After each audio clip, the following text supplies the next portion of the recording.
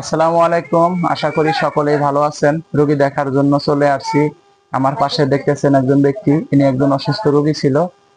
আল্লাহর রহমতে ওনার চিকিৎসা দিতে পারছি। এখন ওনাকে জিজ্ঞাসা করব উনি কি ধরনের রোগী ছিল, কতটুকু উপকার পাইলো। এখন রোগী কথা বলবে। আপনার কি সমস্যা ছিল? ঠ্যাঙ্গে ব্যথা। ঠ্যাঙ্গে ব্যথা ছিল, এখন ব্যথা আছে? না, এখন কম। এখন কমছে না? আল্লাহ রহমত করছে, আল্লাহ রহমত করছে। আপনার উপকার হয়েছে। এবার এসে উপকার পায় খুশি আছেন? খুশি আছি। আপনার নাম কি? মনসুর মিয়া। গ্রাম? গ্রাম নালাগোস, থানা? জেলা? পঞ্চগড়। পঞ্চগড় জেলা। আসসালামু আলাইকুম।